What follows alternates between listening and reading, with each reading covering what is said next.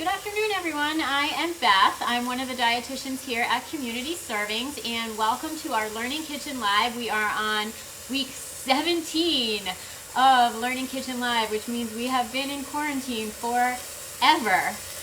So today I'm really excited. We're going to be talking about fueling up for exercise. So I'm really going to be focusing more on just kind of the average, like, fitness workout and not performance athletes. That's a little bit of a different kind of ball game, but mostly for those of us who go and do, a run outside for a few miles or take a 45-minute spin class, that kind of thing. What are some good ways to fuel our body up to make sure that we're not running on empty? So really, my point is that you don't want to run on empty. You wouldn't drive your car without gas in the tank. And the same thing should really go for working out. You don't want to work out when there's nothing in your tank. So before you work out, it's always a good idea to have something in your system. So for a lot of people, that's challenging for a couple reasons. One is some of us wake up really early. I am one of those people. I wake up early and kind of just get my workout out of the way first thing in the morning. So, it's hard to have a lot on board, especially if, I ate dinner at 7 o'clock the night before. At 6 a.m. the next morning, my tank is pretty empty. But also a lot of us who work out at the end of the day may not have eaten lunch, may have eaten lunch at noon or 1 o'clock, and by the time they work out, they are pretty empty as well. So it's a good idea to at least get some sort of carbohydrates on board, and the reason for that is that carbohydrates are our main source of energy.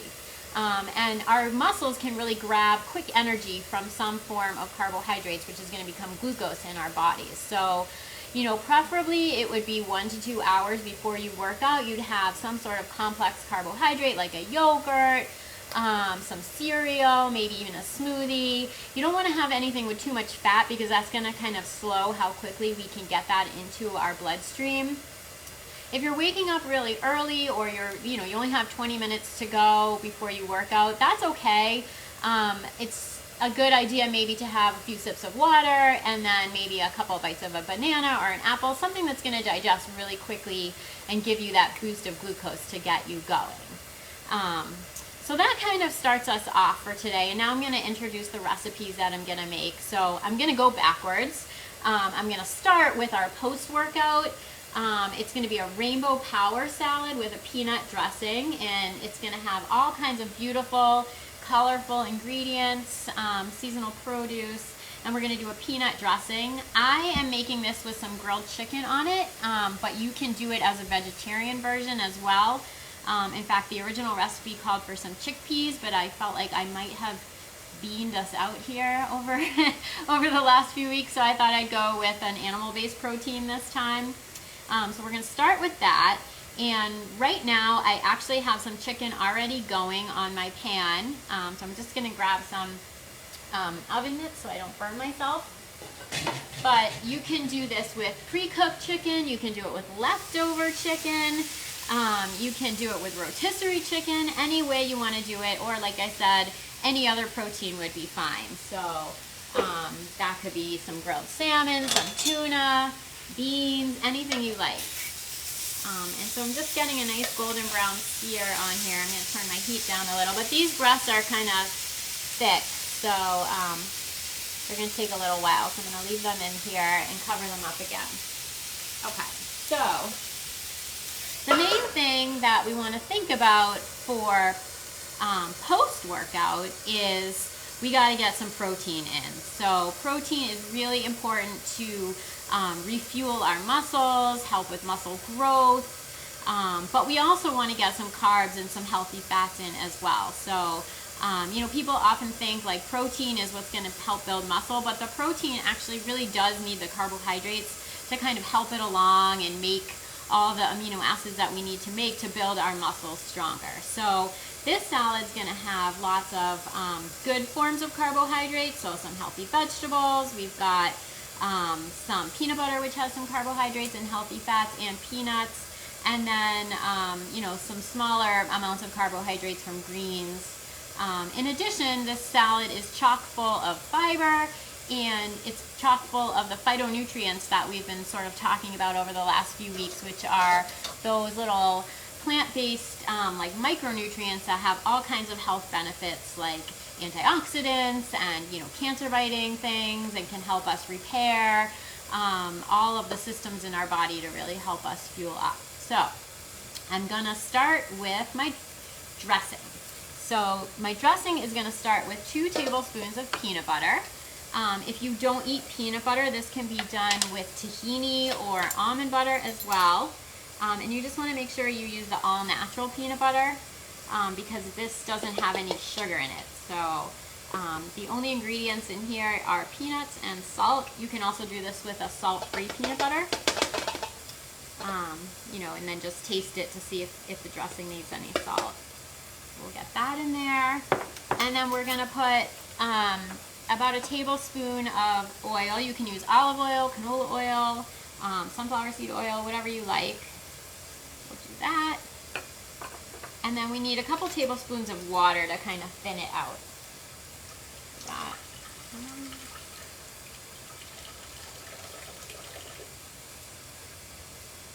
Alright, so we'll get that whisking together, and you want to kind of whisk it as you go. Where's my whisk? Over here. Because the peanut butter, especially if you've been storing it in the fridge, is going to get a little gloppy like that, so it kind of needs like some time to break up. But what's going to help that as well is some Dijon mustard, so that's going to give it a little bit of emulsifiers and also kind of a little bit of bite to it. So we'll add a tablespoon of some Dijon mustard. You can use whole grain or just regular Dijon, works as well. So you'll see what happens when I add in the Dijon, it brings everything back together and kind of keeps it all creamy. And we're gonna add some, a couple teaspoons of honey or maple syrup. I'm using honey here. So just, you can eyeball it, just like a teaspoon and a half or so. You can leave it out too if you're trying not to have any sugar. And then just some garlic, 1 clove of garlic. You can also use garlic powder. And then some salt and pepper as well.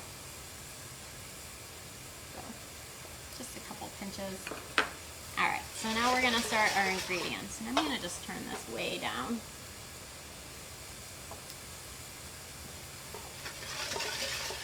Okay, so I've got 1 head of kale. It's already been chopped up. That smells like it's actually starting to burn. I'm gonna flip that. Might even be done.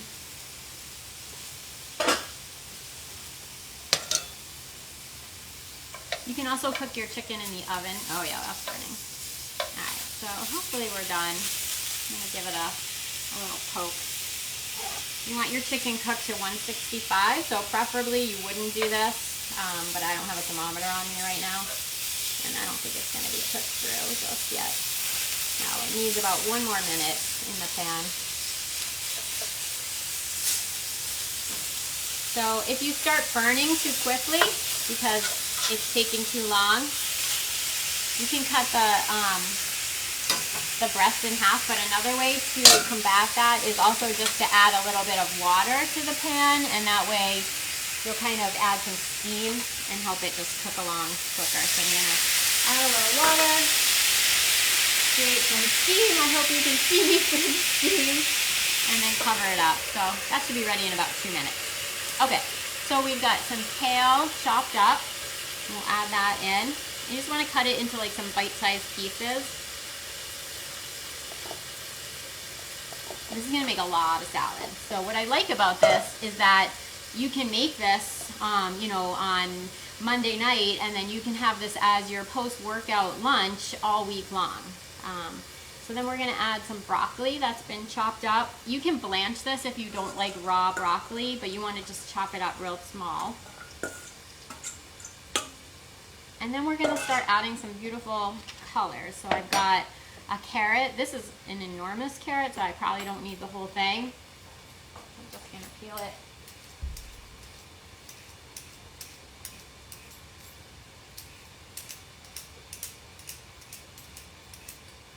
And then you can do it just by julienning it right into the bowl like this, or you can chop it, whatever you prefer.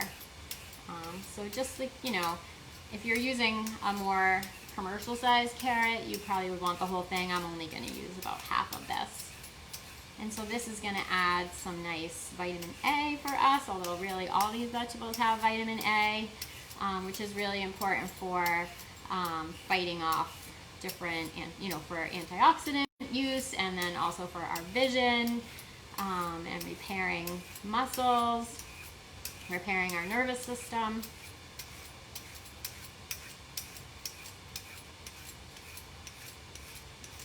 That'll probably do it. And I'm just going to turn the chicken off to let it cool. Okay. Oh, I forgot one of the ingredients in my dressing. I forgot we also need a juice of a lime. So I'm going to add that in as well. And if you forget something, you always can just go right back. I'm just going to clean my knife off since I used it in the chicken. Actually, I have a clean knife here. That will work. So we'll just squeeze the juice of a lime right in there.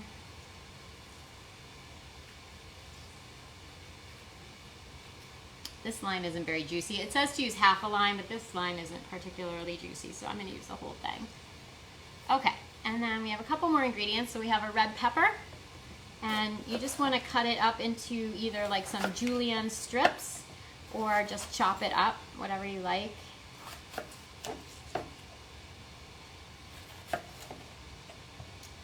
And so another thing that's really great about eating all these vegetables as part of your post-workout is that vegetables are so full of water. So, you know, that there's an old adage about eating or drinking 8 glasses of water every day, which, you know, is a good goal. But the truth is that we can get a lot of the water that we need through the food that we eat. So the more fruits and vegetables that you eat, the more well hydrated you're going to be. So not only is this salad going to help us recover after a workout in terms of protein and carbs and healthy fats, but it's going to have a lot of water in it to help us rehydrate, especially if we've sweated out a lot. So one of the questions I get a lot about hydration is, you know, do I need a sports drink? And for the average person who's just working out, you know, up to an hour, not sweating so profusely, you really don't. Most people can do just fine as long as you've got some food on board and you're not, you know, sweating out all your electrolytes. You really don't need something like Gatorade or an electrolyte drink. If you are more of an endurance athlete, or you're training for a marathon and running, you know, 3 hours on a Saturday morning, that's where you might need to think about some electrolyte replacement, so some Gatorade, or there are electrolyte waters as well. Or if you're exercising and you're sweating extremely profusely, like, you know, on a 90-degree day and you go for a 90-minute run, you might want to think about replacing your electrolytes. Aside from that, it's not really that necessary. And finally, I have this adorable little purple cabbage. So we're going to add that in. I like to peel the top layer off just because it's usually pretty dirty. So you can shred this on a mandolin or with a box grater, or you can just do what I'm doing, which is just run your knife through it.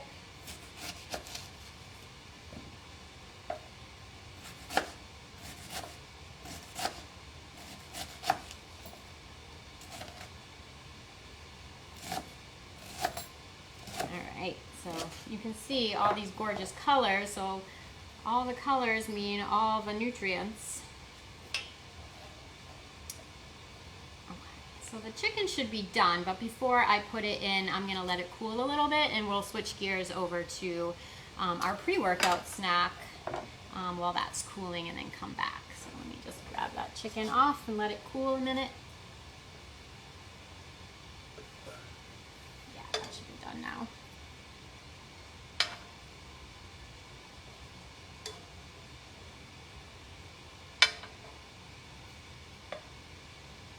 All right, so back to our pre-workout snacks. So there are all kinds of you know, pre-workout bars or shakes or things that you can buy, but you can also make them super easily. This is a no-bake recipe, and it's going to come together in like less than probably 10 minutes. So I'm starting with an 8x8 pan. You can line it with parchment paper or plastic wrap to make it so they can lift out really easily, or you can just spray it with some nonstick spray. That's what I'm going to do. Okay, so the base of this, rather than using like a, you know, flour or dough or anything like that, we're actually going to make a dough from dates.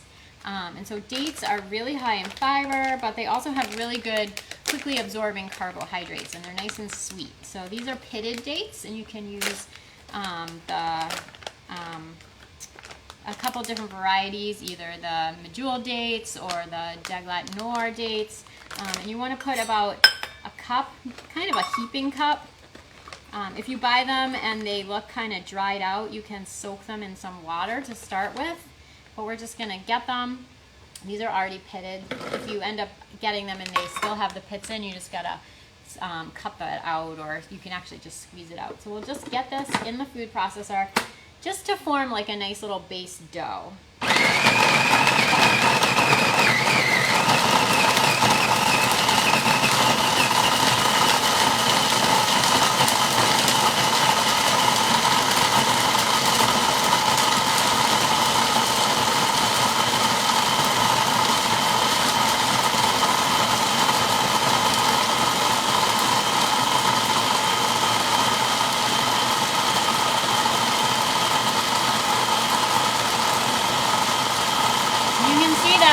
My dates might be a little dry actually because they're not coming together so well, so I'm actually going to add a tiny bit of water in there.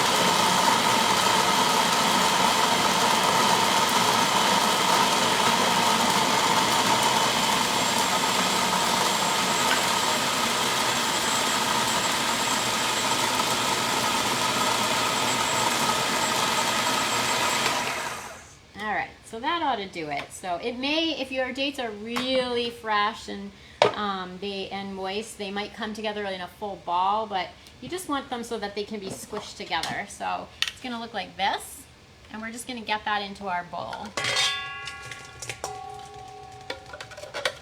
So if it looks like that, if it looks like it's not coming together, add a touch of water. Okay. And then the rest of the ingredients are going to come together really quick. So I've got a cup of chopped almonds. You can use any nut that you like. You can use walnuts, pecans, whatever you like. We'll add those in. And then we're also going to add some rolled oats. So a cup and a half of rolled oats. If you're trying to make this gluten-free, just make sure that the oats that you buy say certified gluten-free. Wow, I am making a mess.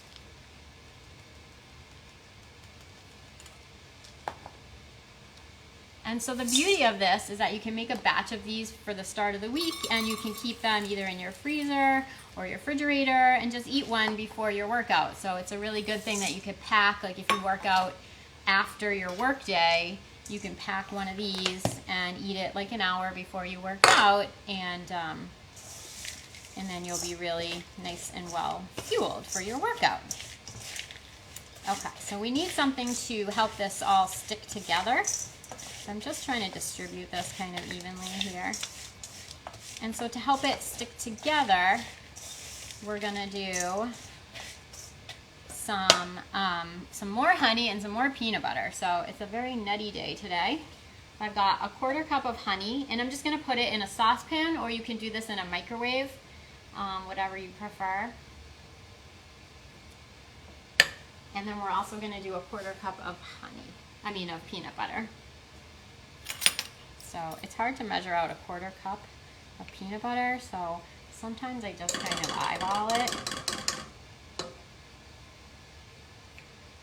Because this doesn't have to be like super duper exact, since it's not like a baked item where the measurements have to be exact. And we'll just heat this up gently until it's all melted and smooth. Again, you could use a different nut butter for this, or if you have a nut allergy, you can use sunflower seed butter. just anything that's going to give it some nice, you know, healthy fat and like a little bit of protein, and then just kind of bind it together. So this will only take a sec for it to melt down. And again, I'm using the no sugar added, all natural peanut butter. All right, so that'll do that.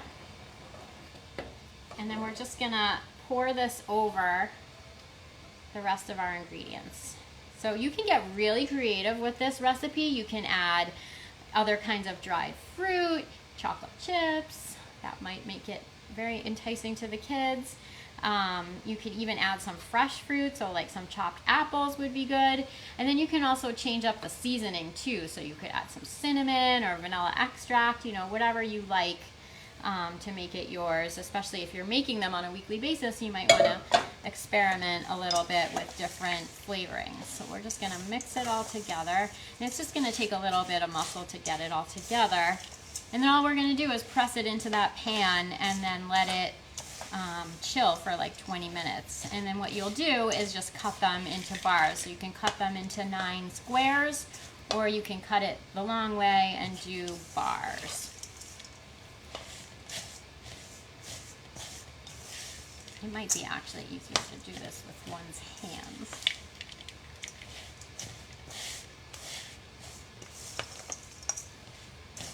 I'm actually going to grab some gloves and do it with my hands.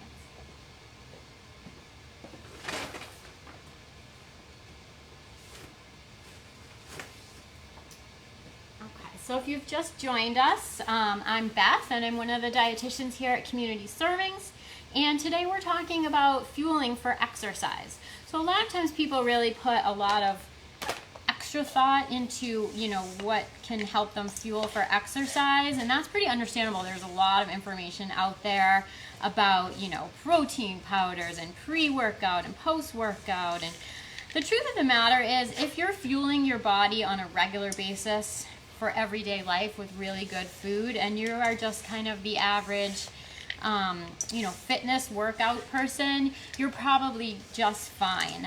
You know, some key things you do want to think about are making sure that you're getting the carbohydrates you need for energy, especially beforehand, that you're getting enough water, and you'll know this if you pee and it's dark colored and really smelly, then that means you're probably dehydrated. But if you're peeing after your workout and it's clear, then you're probably hydrating enough. But you do want to make sure that you're getting at least like a cup or 2 of water before you start anything where you're going to sweat a lot. And then maybe think about getting at least a few, like, you know, a half a cup to a cup of water in every 15 minutes or so to keep yourself hydrated. You might need more if you're sweating a lot or working out in the heat. So I've just pushed it into the pan, and then you can use a spatula, or you can do what I'm doing. I think fingers are the best tool to get that in. So you'll want to let it set for about 15 minutes or 20 minutes in your refrigerator. We don't have time for that today, so I will cut it in a minute. But look at that, it's beautiful, homemade, no weird ingredients, all natural food. And these are delicious. Okay. And so then for post-workout, you know, again, we don't need to overthink so much about, you know, all these crazy post-workout ingredients or protein powders. You definitely do want to get some protein after your workout because your muscles are going to be depleted, and we need to make sure that we're getting more in. So now I'm just tossing this up. Remember, I made my dressing at the bottom of this bowl. You can make it separately and just toss it on top, but I like to save dishes. I think I say that every single week. So I just am tossing it from the bottom, and you just want to make sure everything gets coated. And you know, kale is so hearty that you can dress this ahead of time and it will stay all week. So you don't have to worry about it getting soggy or too wilty, because it will really stay. Wow, my dressing is really in the bottom in there. Okay, so finally we're gonna add our last 2 ingredients. I'm just gonna chop this chicken up. This is an ingredient that you might wanna save, like, for putting on for each individual salad, but it's totally fine to just toss it in with it, and you just cut it up into some bite-sized pieces. If you're doing it with beans, you might want to add just like 1 can of either black beans or chickpeas would be great in this too. Oh, glad we have beeping. Thank you.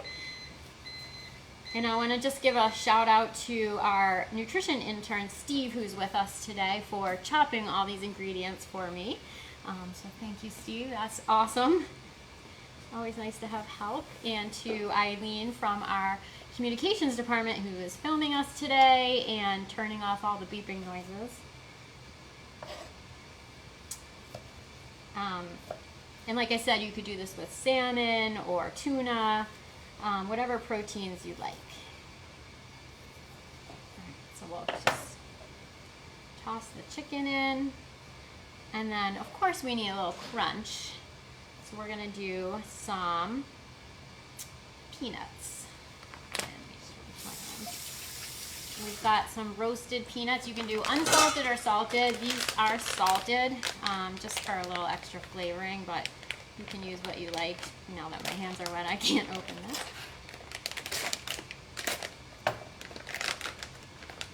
And so just about a 1/4 cup of peanuts on top for some crunch.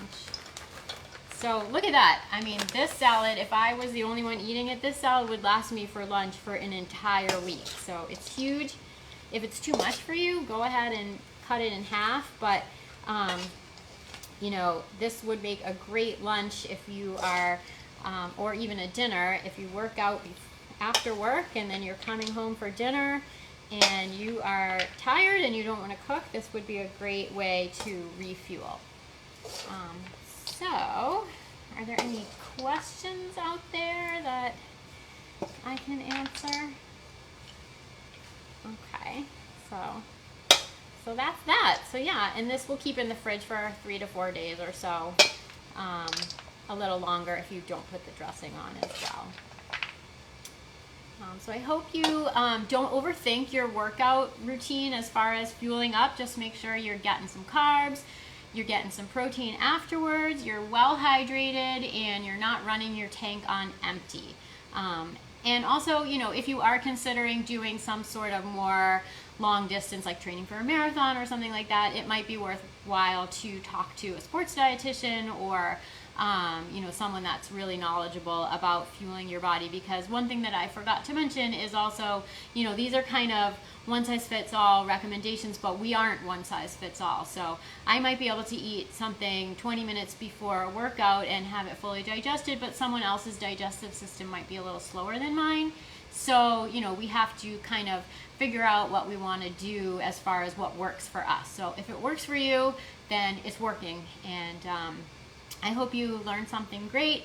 Feel free to drop some questions in the chat box. I'm happy to answer them. And again, I'm Beth, and thanks for joining us at Learning Kitchen Live. Bye-bye.